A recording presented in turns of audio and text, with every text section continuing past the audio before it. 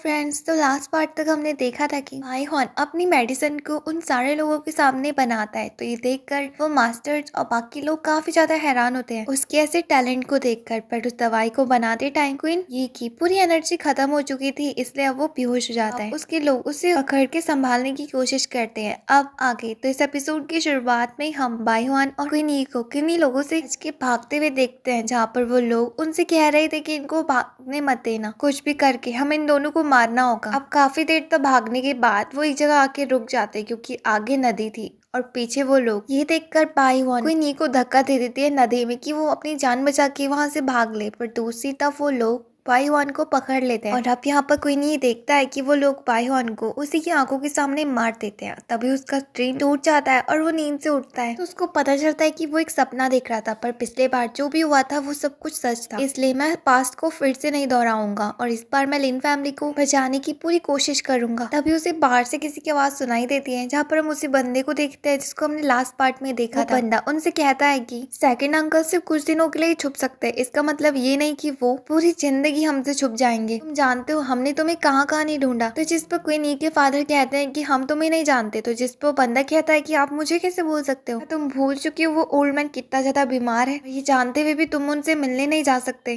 तो जिस पर भाई हॉन के फादर कहते हैं कि तुम कैसी बकवास कर रहे हो, आखिर उस ओल्ड मैन को क्या हो गया। तो जिस पर वो बंदा कहता है कि उनकी हालत बहुत ज्यादा खराब है, अब तुम्हें शॉनयून सिटी में जाना है या फिर नहीं जाना है वो तुम्हारे ऊपर डिपेंड करता है, तुम्हारे पास 2 दिन है, अब इस चीज को डिसाइड कर लेना। और ये कहकर वो क्वीन ई को धक्का देकर वहां से चले जाता है। अब हम उन सारे लोगों को देखते हैं जो कि अंदर बैठते हैं। अंदर जाने के बाद बाईहोन अपने फादर से कहती है कि आखिर ये अंकल क्या बोल रहे थे। तो जिस पर उसके फादर कहते हैं कि तुम अभी छोटी हो, तुम्हें इन मैटर में नहीं पढ़ना चाहिए, तुम्हें जानने की भी कोई जरूरत नहीं है। तो जिस पर बाईहोन कहती है कि किसने कहा कि मैं छोटी रह गई, आप जानते हो ना कि मैं बड़ी हो चुकी हूँ, और ऊपर से कोई नी भी तो कितना ज्यादा पावरफुल हो चुका है, क्या पता उसके पास कोई रास्ता हो आपकी प्रॉब्लम का। तो जिस पर बाईहोन के फादर जाकर बैठ जाते हैं और उन्हें बताते हैं कि जो बंदा अभी यहाँ पर आया था वो मेरा भाई है लिन ई, वो बचपन से ही अकेला रहता है और मेरे फादर के सामने उसकी वैल्यू भी बहुत ज्यादा है। मैं भी अपने भाई से प्यार करता था और उसके ऊपर मेरा भी पूरा विश्वास था, लेकिन उसने मेरे साथ ही धोखा करा। और अब हमें पास्ट का सीन दिखाया जाता है, जहाँ पर बाईहोन के दादाजी बाईहोन के फादर को डांट रहे होते हैं और कहते हैं कि तुम किसी भी काम के नहीं हो और तुम्हारी हिम्मत कैसे हुई लिन फैमिली को धोखा देने की, तुमने ये चीज करने से पहले 100 बार सोचना चाहिए था,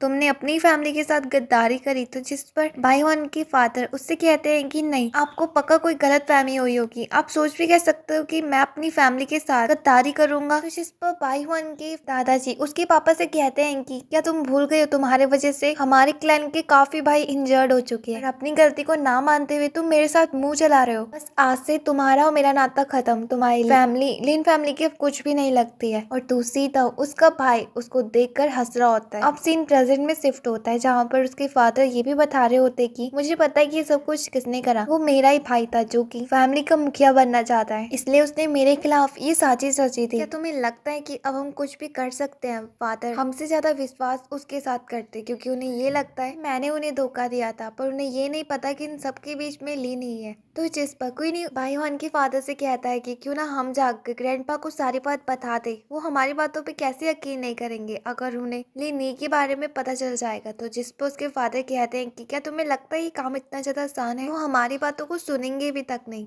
यकीन तो दूर की बात। तो जिस पर क्वीन ये कहता है कि ठीक है, हमें कुछ प्लान के साथ ये चीज करनी होगी। और इसके बाद वो कहता है कि मैं आपसे बाद में मिलूंगा, और ये कहकर वो जाने लगता है, जहाँ वो रास्ते में सोच रहा होता है कि चाहे कुछ भी हो जाए, मैं इस बालिन फैमिली के ऊपर एक आंच भी होते हुए नहीं देख सकता हूँ, चाहे मुझे इसके लिए कुछ भी क्यों ना करना पड़े। इन ई को मैं उसकी किए की सजा जरूर दूंगा। अब यहाँ दूसरी तरफ हम लिन ई को देखते हैं, जो कि एक होटल में बैठा होता है और कह रहा होता है कि मैंने लिन फैमिली के लिए क्या कुछ नहीं करा, एकदम कुत्ते की तरह मैं उनके लिए काम करता रहा, लेकिन तब भी उस बुड्ढे को सिर्फ अपने पहले बेटे की याद आती है, इवन की वो मुझे फैमिली का मुखिया बनाने से भी साफ मना कर रहे हैं। और अब तो वो बुड्ढा कोमा में चले गया है और मरने से पहले उसे किसी न किसी को तो वहाँ का हेडशिप बनाना ही होगा। और अब वो अपने बंदों को कहता है कि तुम जाकर मेरे भाई की फैमिली में नजर रखना कि वो क्या कुछ कर रहे हैं और मेरे को सारी इन्फॉर्मेशन देना। तो जिस पर वो बंदे एग्री हो जाते हैं और वहां से चले जाते हैं। दूसरी तरफ सीन शिफ्ट होता है, जहाँ पर हम क्वीन ई को देखते हैं, जो कि उसी ओल्ड मास्टर के पास आया होता है। तो उसको देखकर ओल्ड मास्टर कहता है कि तुम्हें मुझसे क्या चाहिए। तो जिस पर क्वीन ई कहता है कि तुम्हें पता है कि लिन